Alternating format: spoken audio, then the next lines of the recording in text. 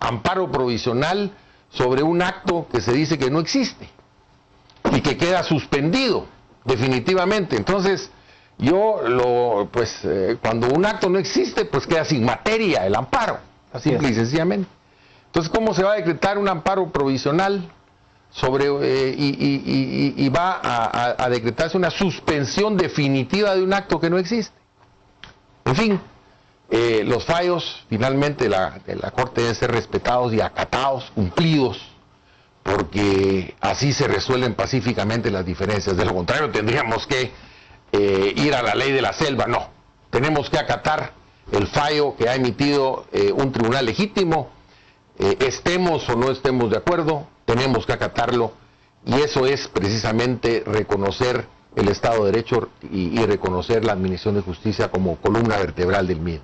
Licenciado Parra, además del planteamiento que plantea el licenciado Starac en torno al riesgo de judicializar la política, durante el día de hoy algunos abogados y politólogos han planteado que la resolución de la Corte de Constitucionalidad también pasa esa pequeña línea entre el derecho interno y el derecho internacional, en tanto se pretende interpretar y resolver considerando la Convención de Viena, lo cual significaría o pudiese significar trastocar o cuestionar el sistema internacional en su totalidad. ¿Cuál es su opinión?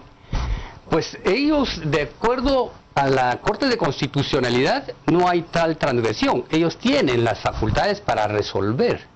Resolver en ese sentido de que se transgredió para ellos una norma que estaba siendo aplicada en lo interno con base a un convenio entre el Estado de Guatemala y la ONU. Citando el documento fundante de la CICIG. Así es. Ahora, ese documento en ningún momento significa que el Estado de Guatemala renuncia a la Convención de Viena. Por supuesto. Por supuesto. Entonces, los magistrados se ven allí en la necesidad de resolver, porque no pueden dejar ellos de resolver. ¿En qué quedaría entonces si no queda sin resolver este asunto que se ha sometido y se ha polarizado a tal extremo? La Corte de Constitucionalidad estaba obligada a resolver, independientemente de que este convenio esté dentro de un marco internacional. Es decir, más invocando razones de estabilidad política a y aquí, del derecho. Aunque se dice que no es la CC no es política, pero tiene que someterse a ese ámbito político. Claro. Tenía que resolver. Ahora, el problema es que van a existir siempre ahora criterio tras criterio y se van a escribir tesis inclusive respecto de este problema. Pero alguien tenía que resolverlo. Porque nosotros como abogados podemos tener una cantidad de interpretaciones y cada quien va a considerar que esa es su interpretación y es la valedera, pero no es el caso. Tenemos que dejar a los juzgadores, tal como dice el licenciado Fuentes de Starac, lamentablemente ellos tenían que resolver, no quedaba otra alternativa y tenemos que someternos a lo que se resolvió. Bueno, eso es una solución interesante, doctor Fuentes, porque de alguna forma lo que la Corte está planteando en esta resolución, para entender un poco más a profundidad la sentencia de esta Corte, porque me parece a mí muy interesante, es el hecho de que un vicio que la Corte identifica es que el presidente debió acompañarse por lo menos de un ministro. Es decir, el tema parece un asunto meramente procedimental. Entonces la Corte está afirmando que la Constitución, en el artículo 182, pues obliga al presidente a acompañarse del Consejo de Ministros o de un ministro. Es decir, reconoce que la presidencia es algo así como un órgano colegiado y deliberativo, ¿no? ¿Cómo entender esa resolución de la Corte, doctor, y qué precedente marca luego futuro para actuaciones que un presidente debe hacer en materia de relaciones exteriores? Mire, es discutible, ¿verdad? Obviamente, pues uno respeta el criterio de los honorables magistrados. Sin embargo, el presidente de la República tiene una doble calidad. Él es un jefe de Estado, ¿verdad? Que tiene sus funciones muy específicas, representa la unidad nacional, representa al Estado de cara a los demás estados. Así es. En el ámbito internacional. Es el comandante general del ejército. y al mismo tiempo es también jefe de gobierno, jefe del organismo ejecutivo que está conformado por el presidente, vicepresidente y los ministros. Entonces, cuando se habla de que los ministros tienen que firmar, digamos, acuerdos o resoluciones del presidente de la República, digamos, se establece más en el ámbito propiamente de la jefatura de gobierno, la jefatura del organismo ejecutivo, que en el ámbito estrictamente de la jefatura de Estado, ¿verdad? Entonces, pues, obviamente vuelve a surgir la polémica, ¿verdad? Una pregunta muy técnica, licenciado. Sí.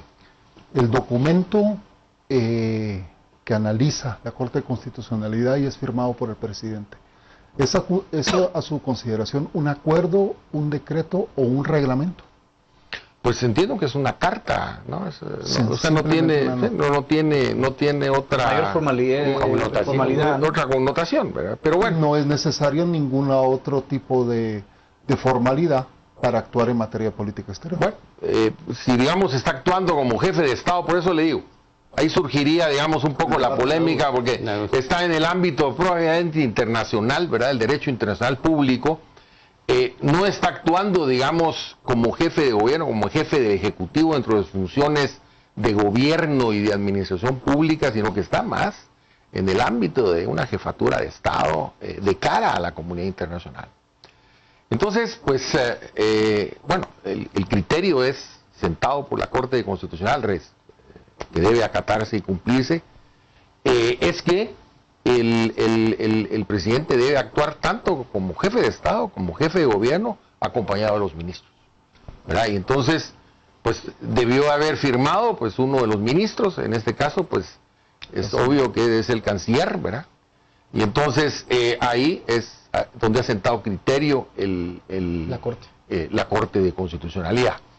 Y bueno, eso es susceptible de discusión, ¿verdad? Esa es la cátedra. Yo soy catedrático universitario, bueno, se discutirá eso ampliamente, ¿verdad? Ojalá. Pero, bueno, esos criterios es importante que se viertan para que se conozcan, ¿verdad? A mí me gustaría conocer la opinión del doctor, pero tenemos que irnos con su compañero Juan José, que tiene información importante.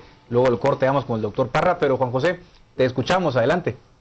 Gracias, Edgar. Y en efecto, queremos invitarlos para que sean parte activa de este tema que está siendo sometido a discusión sobre esta histórica resolución de la Corte de Constitucionalidad de dejar sin efecto la decisión del presidente Jimmy Morales de expulsar al comisionado Iván Velázquez. Tenemos una encuesta en nuestras redes sociales. La pregunta es la que le acabo de compartir. Al momento tenemos 1.989 votos. 1.989 votos. Le ponemos dos opciones, si está de acuerdo o en desacuerdo.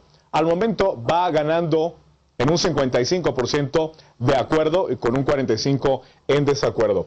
Participe activamente utilizando el hashtag a las 8:45.